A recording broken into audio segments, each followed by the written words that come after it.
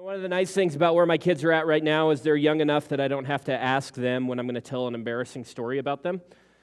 So, and it's not overly embarrassing, but they are young enough that they don't even understand yet what's happening in here. So a couple years ago, or a couple weeks ago, we were in Florida, and we get to Florida, and we're kind of setting up camp, and we stayed in this, I guess, a condo type place. It was kind of like an apartment building, and had these, 1 or 2 bedroom condos, I guess, that you could rent out for a time. And so we got a 1 bedroom, and everything is new for a 7-year-old and a 5-year-old and a 3-year-old and a 1-year-old. So they are just trying to take everything in as best that they can. And so in the midst of getting there and kind of getting settled and everything, one of the faults that maybe we have is that while Kimmy and I are trying to get stuff done, sometimes you turn on the TV in order to have a babysitter so that you can accomplish something and your kids are not bugging you the entire time. So, yeah, it is what it is. So we get there and we're just trying to get set up. We went and bought groceries and everything. We're just trying to get everything so we can exist here for about 7 nights. We turn on the TV and realize that there are like 800 channels available at this place, which I've never had this in my life. I grew up having 3 channels, only when the weather was good, and when the president was on, you didn't have anything to watch. And then, now we get like 5 channels. And so my kids just don't understand this. And they also don't understand how TV works. Like, this is kind of a side thing, but they watched a show at one point, and then they said, we want to watch that again. Well, that's not how TV works. You have to watch what's on the TV. Anyway, so that's a side point, sorry. So they're watching TV, and they're getting to watch TV channels that they don't get at home, obviously, like the Disney Channel or whatever it was. And so they're watching this, and then the next day we get up and, we're trying to get ready. And again, you can fault me if you want, but while we are trying to get ourselves ready and trying to one by one get our kids ready, yes, we turn the TV on in order to babysit the kids. And so they're watching TV, and we're getting ready to go out and experience Florida the best that we can. And it is like pulling teeth trying to get them away from the TV because they are watching something that was new to them and not understanding in their mind that there is a whole world that we are in for the next 7 days that is also new to them. And the struggle was for my kids for most of this week, getting them out of the room, pulling them away from the comfort of that room to go experience Florida, to go look at alligators, to go drive through a zoo, to go get on a boat and look at dolphins, to do things like that. But it was difficult for them to pull themselves away from the comfort of the room. And if they would have just stayed there, they would have missed the adventure that was waiting out for them in this new part of the country that they probably won't be back to for many, many years. And this is a reality, I think, for us as well. In our relationship with Jesus, as we follow God, I think this is a reality for us. Some of us are very comfortable where we are at. I think some of us are really comfortable in the life that we live. We have everything right. We have our lives playing out perfectly the way that we want them to. We have our lives planned out, and it's being executed well. We have our 5 or 10 year plan, and it is right on track. Our retirement is going strong. We have everything right where we want it to be. We are living, and we are in the midst of our good and comfortable life. And yet, when we live in a state of comfort, we can find comfort in many things, but sometimes I think we can find comfort in the wrong things, and we miss the real thing that God has in store for us. When we're focused on just comfort in our lives, when we're focused on comfort being the end, being the goal for our lives, we can miss the real thing that God has in store for us. Let's look at Exodus chapter 3, starting in verse 1. This will be familiar to many of us. Meanwhile, Moses was shepherding the flock of his father-in-law Jethro, the priest at Midian. He led the flock to the far side of the wilderness and came to Horeb, the mountain of God. Then the angel of the Lord appeared to him in a flame of fire within a bush. As Moses looked, he saw that the bush was not was on fire, but was not consumed. So Moses thought, I must go over and look at this remarkable sight. And that's exactly what I would say. Why isn't the bush burning up? When the Lord saw that he had gone over to look, God called out to him from the bush, Moses, Moses, here I am, he answered. Don't come any closer, he said. Remove your sandals from your feet, for the place where you are standing is holy ground. And then he continued, I am the Lord, or the God of your father, the God of Abraham, the God of Isaac, and the God of Jacob. Moses hid his face because he was afraid to look at God. Let's pray.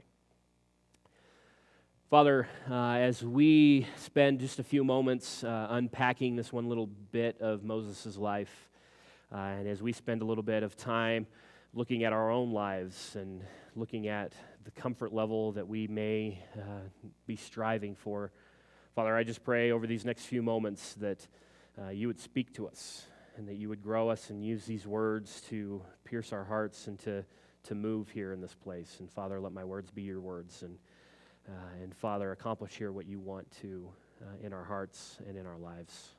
Father, we thank you. That's in your Son Jesus' name. Amen.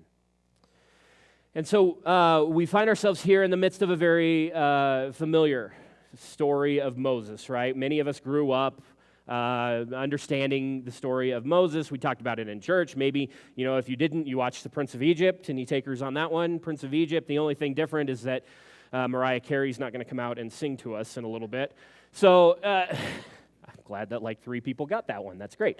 So in the midst of Moses' life here, the kind of gist of it is this. Israel, God's people, have been for several generations in slavery to Egypt. And so they are out kind of doing the work, building up Pharaoh's kingdom. And so they are crying out to God and have been for years and years, crying out to God, God, will you release us? Will you free us from this slavery? Will you rescue us? And God hears their cries. And there is a plan that has been in place that is getting ready to be executed here with Moses. And so we find Moses here in the midst of all this struggle here. He finds himself in the middle of these two different people groups. Born a Hebrew, born an Israelite, Moses is basically let go to be raised in Pharaoh's home, to be a part of Pharaoh's family. And so he grows up as a part of Pharaoh's family, but he gets to a point in his life where you can almost imagine he begins to realize, I'm not quite like these other people that live in my house. I don't look like them. There are just some differences between me and them. And then when you look out at the people who work for Pharaoh, you realize, well, you look a lot like them. And so he gets to a point to where he realizes this difference, and he realizes he is not one of Pharaoh's family. And so one day he's out and he's walking and he sees an Egyptian beating an Israelite. And so he basically, through a series of things, ends up killing the Egyptian and hiding it. Soon after that, he's out walking again and he sees 2 Israelites fighting with each other. And he confronts this situation to try and deal with it. And he's like, why are you guys fighting each other? You're not enemies here. And they basically, at that moment, call him out and say, are you going to kill one of us as well, like you did that Egyptian? And Moses begins to realize that his cover is somewhat blown, and Pharaoh is getting onto him. He's beginning to realize what is happening. And so what does Moses do? He hightails it out of Dodge.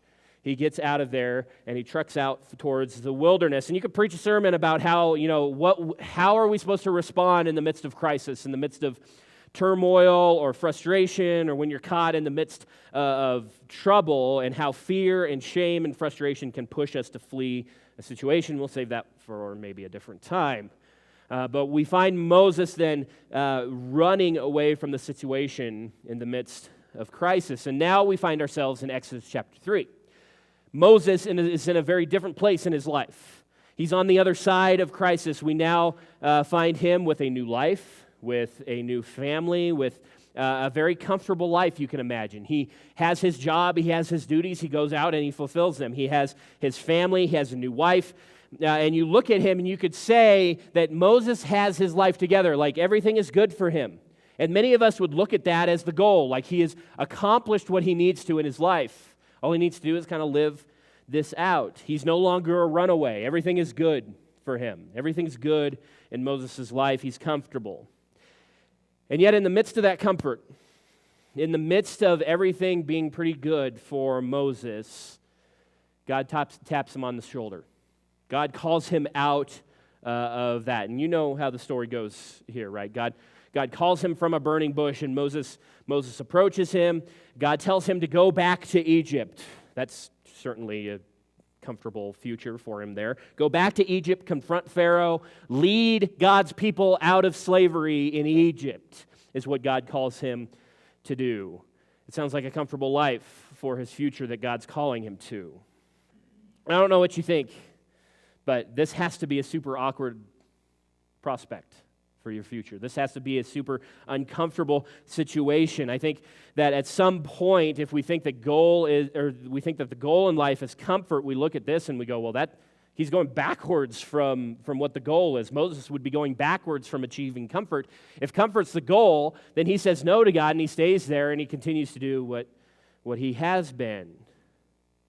And I think we get in these places as well where we almost feel God calling us to something, but we look around and we see that we're in a comfortable place. And we can look around and we can see everything's really going good. Like life is really playing out the way that I want it to. And I do the things that I want, and I don't really have to do the things that I don't want. And everything's good for me right now. We have everything we need. We have our plan for our lives. We have our activities and our goals that are being accomplished. We have our life, and we have our happiness, and we have everything that we want in our comfortable life. And yet God gets our attention somehow, and he calls us to something bigger. He calls us to the kingdom work. He calls us to be about his mission. And much of the time when we follow God where he is leading, it is in fact not super comfortable all the time. A lot of times when we follow God where he's leading, it's not always easy. It doesn't always fit into our comfortable life. But here is the thing that I want us to remember this morning. If we find comfort in the wrong thing, we miss the real thing God has for us. If we find comfort in the wrong thing, then we miss the real thing that God has for us.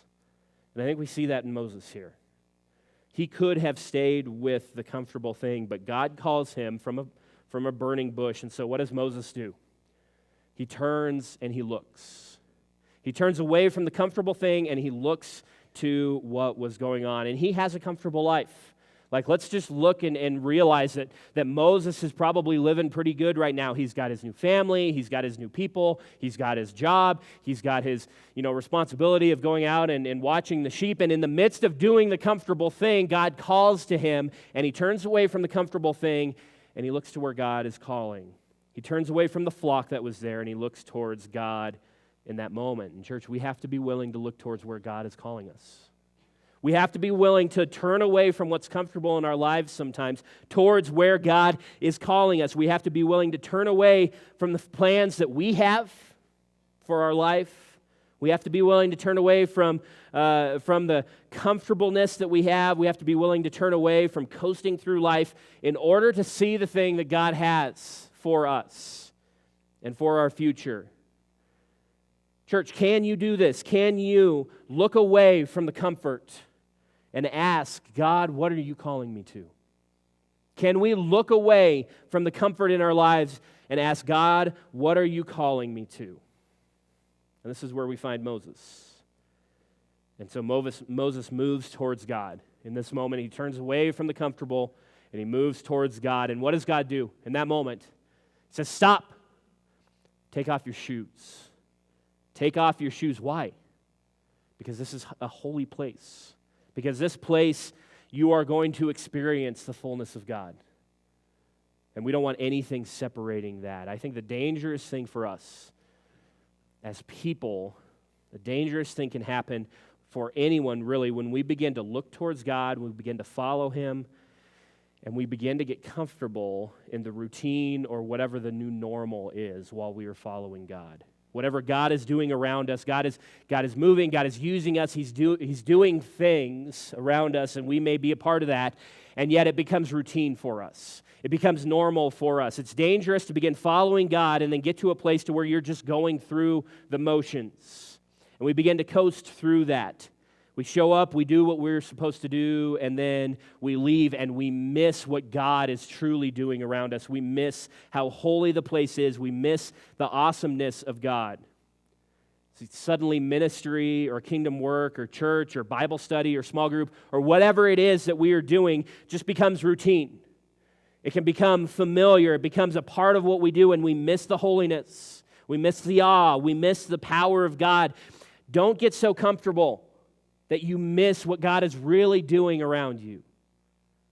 Don't get so comfortable that you are just going through the motions and you miss what God is doing around you. And God calls Moses to something greater than himself. God calls Moses to do something bigger than what he has been doing, to go and to rescue a nation, a people from slavery. But Moses had to not be focused on the comfortable part of his life. He had to turn away from the comfort of his life at that moment. He needed to not focus on losing what he had, even if God called him to something bigger and greater. He had to focus on what God was calling him to. And in that moment, Moses didn't miss the awesomeness of what was happening. He didn't gloss over the holiness of God in that moment. He didn't just ignore what God was calling him to. And we have these moments in our lives as well. Like we have these moments in our lives as well, where we can just get so comfortable that we don't want to leave the comfort of what could be out there in our future. And things can get so routine that we don't even see what God is doing, sometimes right in front of us, sometimes right around us. We don't experience how great God is. We don't see what He's doing right in our lives and in the people's lives around us because we can get so comfortable where we are at. Church, I have to ask, has your comfort ever been challenged because of what God is calling you to do? Has your comfort ever been challenged because of what God is calling you to do? Have you ever had to give something up in order to do what you know God is calling you to do? No one can really answer that question for us outside of ourselves.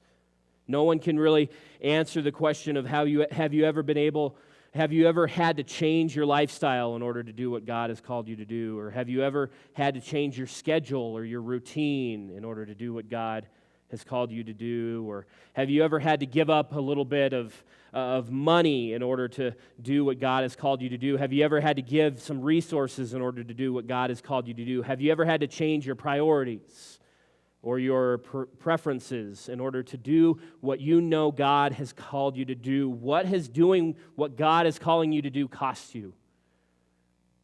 Has it cost you anything? Because if the real honest answer that only you and God can really know, if the real honest answer is no, that's a dangerous place to be in.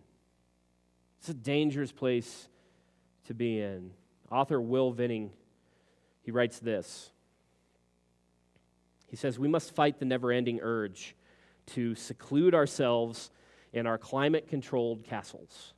Too often, we opt to indulge in the comforts of this world rather than spending our time serving. If all one does is live for their own comfort, I believe they should examine their faith. This is not to say that we should never relax or never binge watch our favorite TV shows. There's plenty of time for that. However, if all we do is binge watch Netflix and attend church on Sunday, putting Jesus on the back burner until next Sunday, this shouldn't be. The book of Ezekiel addresses the folly of Sodom. Says this, "Now this was the iniquity of your sister Sodom. She and her daughters had pride, plenty of food, and comfortable security, but didn't support the poor and needy." If we compare Sodom to America, the phrases comfortable security and plenty of food should stick out. God is calling His children to serve the world. We are called to live life to the fullest. We are called to live life outside of our comfort zones.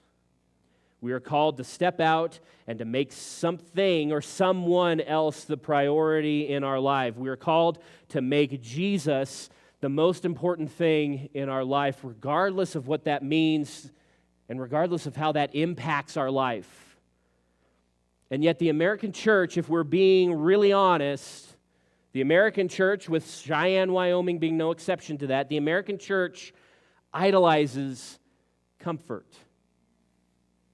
The American church looks for how the church can serve their needs and serve their wants and fulfill their wishes and fit in their schedule and not take too much of their time and not ask for too much of their money or resources. The church idolizes comfort.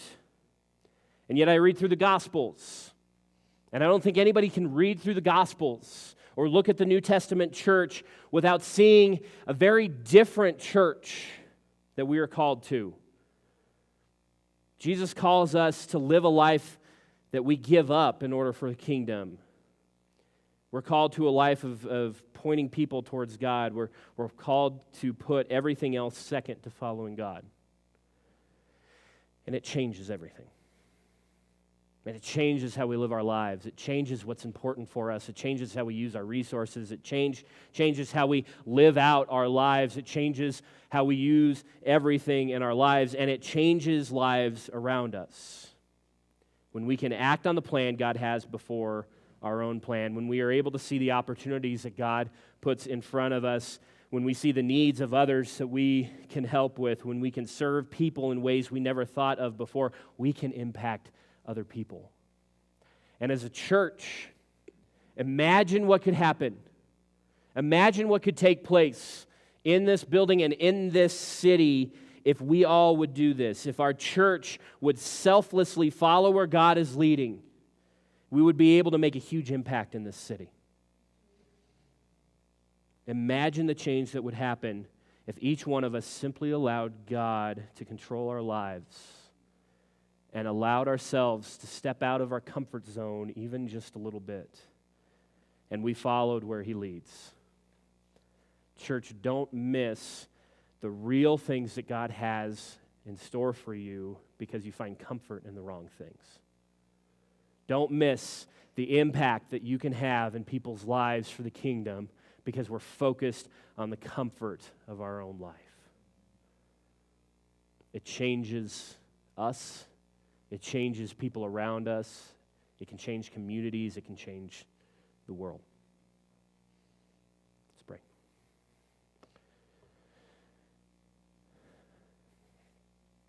God, I'm thankful, again, just for your word. And thank you that we get the opportunity every week to come here and to worship, and to open our Bibles and to hear from you. And I'm thankful that we live in a country that we can go and we can study and we can have conversations about you. And Father, I also pray that that would not just become routine for us. I pray that we would not be so comfortable in the life that we're living and the Christianity that we're living that it just becomes routine, that it just becomes normal for us. Father, help us not to miss where you are working in our lives, where you are working in the lives of people around us. And Father, I pray for each one of us that we would ask that question about, have I really had to sacrifice anything in order to do what you've called me to do? And Father, are you calling me to sacrifice something? Are you calling me to step out of my comfort zone in order to do something that you want from me? We know that when we follow you, sometimes that means putting our own agendas aside. It means putting our own plans aside. And while that may hurt at some level, Father, help us remember that following you and following your plan for us is always better, and it always pays off more than any plan that we could have ourselves. Father, give us the strength and the courage to step out and to do this, to keep our eyes focused on you and to follow you no matter where that leads. We thank you. We love you. It's in your Son Jesus' name. Amen.